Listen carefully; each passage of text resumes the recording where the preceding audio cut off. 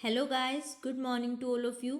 आज हम material control की नेक्स्ट 2 टेक्निक को डिस्कस करने जा रहे हैं। फर्स्ट 3 हम पहले डिस्कस कर चुके थे, स्टॉक लेवल को डिटरमाइन कर चुके थे, ईओक्यू टेक्निक की बात कर चुके थे एंड मटेरियल टर्नओवर रेशो की। आज हम नेक्स्ट 2 टेक्निक यानी ABC analysis and VED analysis के बारे में बात करेंगे। वन बाय वन डिस्कस करते हैं। पहले जो हम बात करने जा रहे हैं वो बात करने जा रहे हैं आपके एबीसी एनालिसिस की, यानी ऑलवेज बेटर कंट्रोल एनालिसिस। ये एक ऐसा एनालिसिस है जो हेल्प करेगा एक ऑर्गेनाइजेशन के कि वो क्या कर सके, बेटर वे में कंट्रोल कर सके।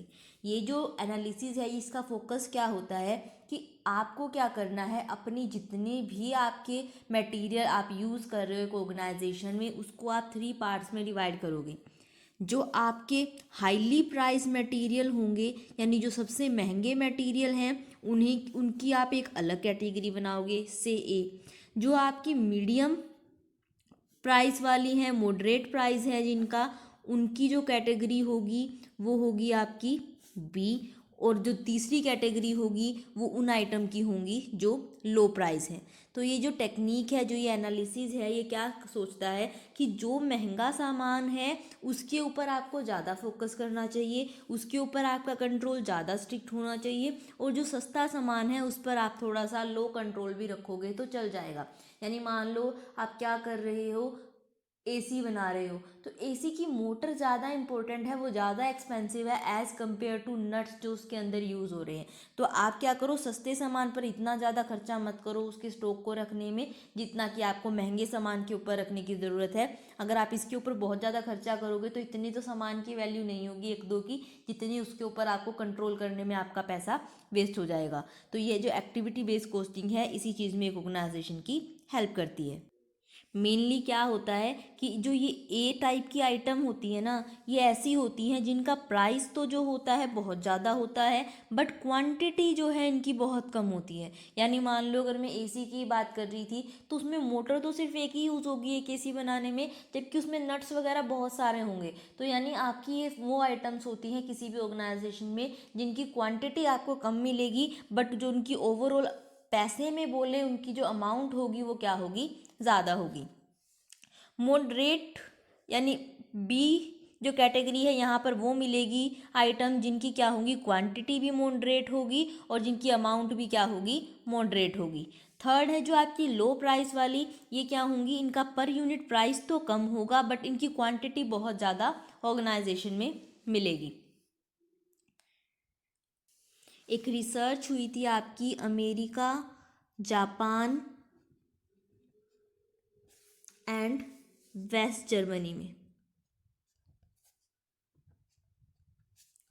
जिसके अकॉर्डिंग, देखो ये कोई strict hard and strict rule नहीं बता रही हूँ, सिर्फ एक रिसर्च का रिजल्ट बता रही हूँ जहाँ पर उन्होंने क्या माना था कि जो आप ये 3 आइटम बोल रहे हो ना, वैसे ये 3 आइटम आप लोग एबीसी एनालिसिस से भी याद रख सकते हो कि आपको क्या करनी है, 3 ग्रुप बनाने हैं।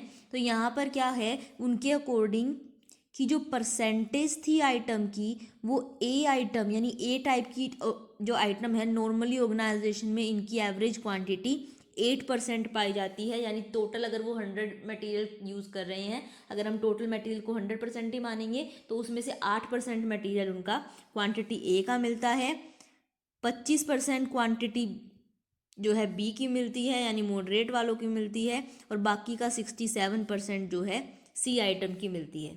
जबकि अगर हम यही परसेंटेज बात करें कॉस्ट में यानी अमाउंट में, तो जो ए टाइप की जो ए कैटेगरी की मटेरियल है वो लगभग पूरी कॉस्ट का 75% कवर करता होता है, बी वाला 20% और सी वाला 5। ये जस्ट एक एवरेज है जो उनकी रिसर्च के अकॉर्डिंग बाहर आई थी। अमाउंट ऊपर नीचे भी हो सकती है, बट फोकस कहने का क्या है, परसेंटेज आइटम की कम है यानी क्वांटिटी ऑर्गेनाइजेशन में कम होगी बट पैसे में वैल्यू ज़्यादा होगी। जबकि सी वाले की क्वांटिटी ज़्यादा होगी बट टोटल कॉस्ट का वो प्रपोर्शन बहुत कम होगा। एंड बी कैटेगरी वाले क्या मिलेंगे, मॉडरेट मिलेंगे, यानी उनकी क्वांटिटी भी बीच की होगी और उनका प्राइस भी बीच का होगा। अगर इसी चीज़ को हम ग्राफिकली शो करें तो हम क्या से दिखा सकते हैं कि ये है आपकी ए टाइप की आइटम, ये क्या है, परसेंटेज है टोटल कॉस्ट की, और ये है परसेंटेज टोटल आइटम की। तो यहाँ पे हमने क्या बोला, आइटम 8% और क्वांटिटी और अमाउंट 70%, 70 नहीं था 75 माना था हमने टेबल में। दूसरी हमने बात की थी कि आपकी क्वांटिटी 25% और अमाउंट 20%, यानी ये 8% था तो 25% इतना लेना पड़ेगा, और अमाउंट सिर्फ कितनी है 20% है, तो ये हो गई आपकी बी आइटम। और सी आइटम क्या है, क्वांटिटी 67 और ये अमाउंट सिर्फ 5, यानी ये।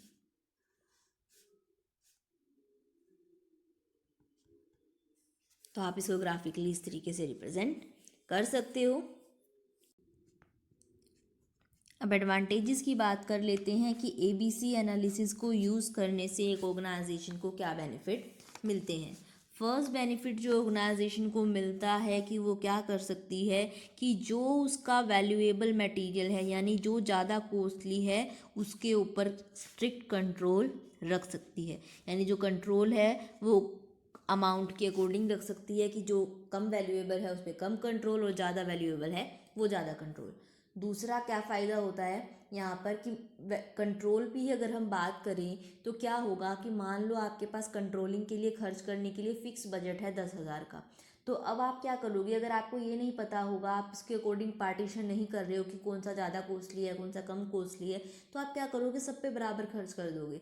यानी जो सस्ता सामान था उस पर फालतू का वेस्टेज हो गई और महंगे के लिए बचा नहीं। तो इसकी वजह से क्या होगा कि आपको क्या है, जो महंगे पे खर्च करना चाहिए था आपने वो नहीं किया है। आपका जो ABC always better control analysis है वो आपको बता देगा कि आपको उस पे सस्ते वाले पे ये खर्च नहीं करना चाहिए था बल्कि महंगे वाले पे, जिससे आपका क्या होगा, महंगे वाले पे स्ट्रिक्ट कंट्रोल होगा और वो कंट्रोल क्या होगा, बेटर होगा as compare to previous one. Second है, आप मैनेजमेंट बाय एक्सेप्शन को फॉलो कर पाओगे।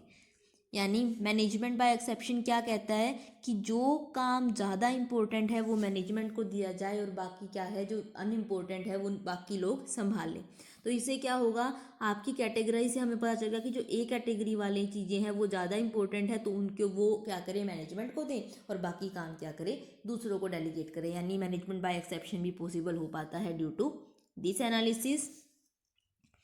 स्टोरेज कॉस्ट रिड्यूस होती है, यानी आप क्या करोगे, सिर्फ उन्हीं मटेरियल को ज़्यादा स्टोर, देखो जो आपकी ए टाइप के आइटम क्या है उनको आपको उनका कम स्टॉक रखने की ज़रूरत है, और सी टाइप के आइटम का ज़्यादा, यानी सस्ती चीज़ों का आप ज़्यादा स्टॉक रखोगे फिर भी अगर आपको, लेकिन जो वैल्यूएबल चीज़ें हैं उनका उतना ही स्टॉक रखोगे जितनी ज़रूरत है क्योंकि वो कीमती है, तो आपकी स्टोरेज कॉस्ट भी रिड्यूस होगी क्योंकि आप अननेसेसरी स्टॉक किसी चीज़ का नहीं रख रहे हो।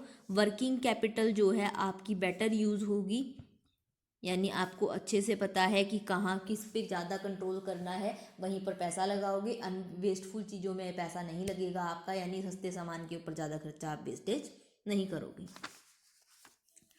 अब लास्ट बात है हमारी ABC एनालिसिस की कि अगर हम तीनों जो आइटम्स हैं हमारी A item, B item and C type की आइटम, सी कैटेगरी की आइटम, उनके बीच में कंपैरिजन करने जाएं।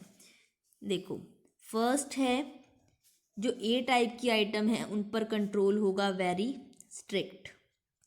फिर जो आपकी बी टाइप की आइटम है उन पर होगा कंट्रोल मॉडरेट, एंड सी वालों पे होगा लूज कंट्रोल, यानी इन पर कंट्रोल कम होगा। दूसरा, इनके ऊपर फॉलो अप मैक्सिमम होगा, यानी इनको देखना कि सही हो रहा है या नहीं, इनको ज़रूरत है बार बार चेक करने की कि सारे काम जैसे तय किए थे, जो हमने प्लान बनाया था कंट्रोल करने के लिए, वो सही हो रहा है या नहीं। इन पर पेरियोडिक चल जाएगा, यानी रेगुलर ज़रूरी नहीं है, थोड़े थोड़े टाइम में आप चेक कर लो, फॉलो अप कर लो कि सही चल रहा है या नहीं, बहुत है। और यहाँ पर जो चेकिंग होगी वो एक्सेप्शनल होगी, यानी बहुत रेयरली आप जाके चेक करोगे कि सब कुछ फॉलो अप ढंग से काम हो रहा है या नहीं। थर्ड, यहाँ पर बहुत लो सेफ्टी स्टॉक रखा जाएगा क्योंकि ये महंगा सामान है। यहाँ पर वेरी लो था, यहाँ पे सिर्फ लो होगा, यानी इससे ज़्यादा होगा बट इससे कम, और यहाँ पर हाई स्टॉक रखा जाएगा। इसके बाद है ये मैनेजमेंट को ज़्यादा केयर करने की ज़रूरत है, इसके ऊपर मैनेजमेंट ज़्यादा ध्यान रखेगी, यानी टॉप मैनेजमेंट आपकी, ठीक है। यहाँ पर जो ध्यान रखने का काम होगा ज़्यादा मिडल मैनेजमेंट का होगा, और यहाँ पर जो है लोअर लेवल वाले जो ऑपरेशनल वाले हैं वो ज़्यादा ध्यान रखेंगे, ठीक है। यहाँ पर एनालिसिस बहुत ज़्यादा स्ट्रिक्ट होना चाहिए, यहाँ पर मॉडरेट, और यहाँ पर मिनिमम वैल्यू एनालिसिस से काम चल जाएगा। तो ये था हमारा ABC एनालिसिस, यानी ऑलवेज बेटर कंट्रोल एनालिसिस, जिसका पर्पस था कि आप क्या करो, महंगी चीज़ों पे ज़्यादा फोकस करो और सस्ती चीज़ों पे कम।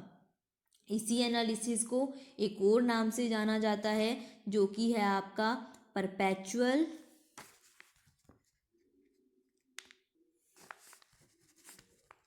नहीं, प्रोपोर्शनल पार्ट्स वैल्यू एनालिसिस। यानी आपके जो भी मटेरियल हैं उसे प्रोपोर्शनल पार्ट्स में डिवाइड करके फिर उसकी वैल्यू का एनालिसिस करना, यानी ABC एनालिसिस आए कभी आपके सामने, या फिर आपका प्रोपोर्शनल पार्ट्स वैल्यू एनालिसिस आए, दोनों के दोनों सेम होते हैं। अब हम बात करते हैं वेड एनालिसिस की, जिसका मतलब होता है वैल्यूएबल, एसेंशियल, डिज़ायरेबल। क्या बोल रहे थे हम? Valuable, essential and desirable. जो आपका वेड एनालिसिस होता है मेनली फोकस करता है एनालिसिस पे स्पेयर पार्ट्स की, यानी जो छोटे छोटे पुर्जे की ज़रूरत होती है हमें किसी भी चीज़ को बनाने में, उनके ऊपर। देखो, जो हमारा अर्लियर एनालिसिस था, यानी हम जो ABC एनालिसिस की बात कर रहे थे, वहाँ पर हम जो फोकस कर रहे थे वो अमाउंट के ऊपर कर रहे थे, पैसे के ऊपर कर रहे थे, कि जो महंगा है उस पर ज़्यादा ध्यान दो, जो सस्ता है उस पर कम। इसका मतलब इन स्पेयर पार्ट्स को तो वहाँ पर क्या है, बहुत कम अहमियत मिली होगी।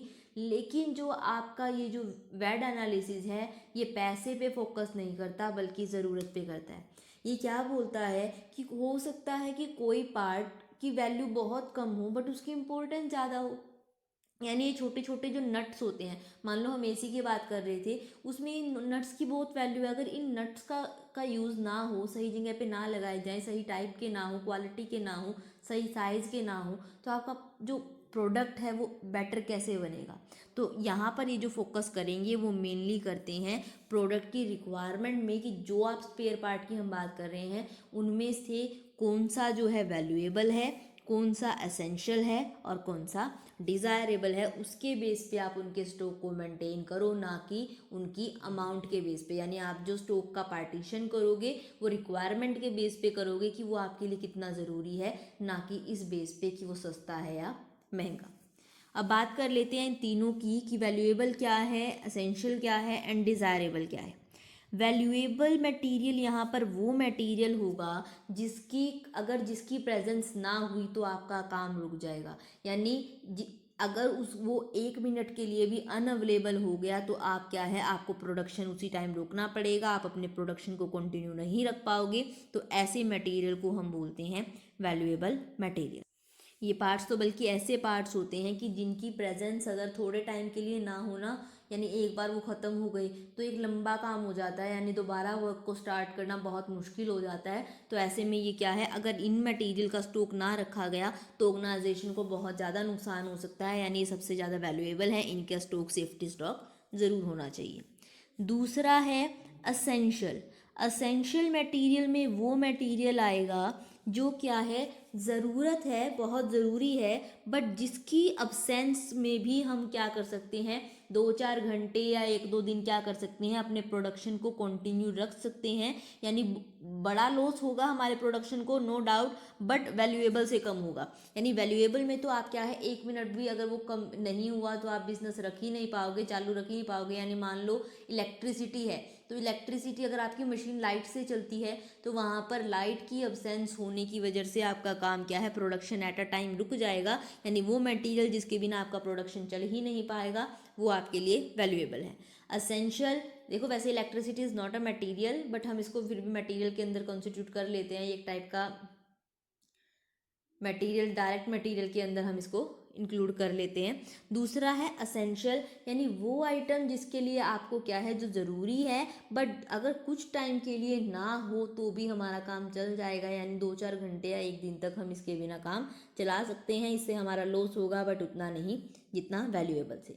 थर्ड है आपके डिज़ायरेबल यानी वो मटेरियल जिनकी हमें डिज़ायर है, हम चाहते हैं हो हमारे में, होगा तो हमारी ऑर्गेनाइजेशन जो है बहुत बेटर वे में वर्क कर पाएगी। बट इनकी अब्सेंस भी हो तो भी क्या है, एक ऑर्गेनाइजेशन 1 वीक तक 2 वीक तक ईजिली काम कर सकती है, उनका काम रुकेगा नहीं इसकी अब्सेंस में। वो जस्ट क्या है बेटर कर सकती है अगर ये हो, बट ये क्या है सिर्फ हमारी डिज़ायर है कि ये हो, अगर इन ना भी हो तो भी हमारा काम चल जाएगा। तो जो हमारा वेड एनालिसिस है वो बोलता है कि वैल्यूएबल मटेरियल का स्टॉक ज़्यादा होना चाहिए, असेंशियल का उससे कम और डिज़ायरेबल का उससे कम। यानी आप जो स्टॉक मेंटेन करो कि कितना मटेरियल आपको रखना है वो उनकी डिज़ायरेबिलिटी के बेस पे डिसाइड करो, ना कि जैसे कि ABC एनालिसिस आपका कॉस्ट के बेस पे करता है उसके तरीके से। बस इतना ही था आपका वेड एनालिसिस। छोटा सा एनालिसिस है जो रिक्वायरमेंट के अकॉर्डिंग पार्टीशन करता है। आई होप समझ में आया होगा ABC analysis and VED analysis. अगर आया हो तो वीडियो को लाइक कर देना एंड चैनल को सब्सक्राइब कर देना। बाकी हम कल मिलते हैं अपनी नेक्स्ट टेक्निक के साथ। Thank you.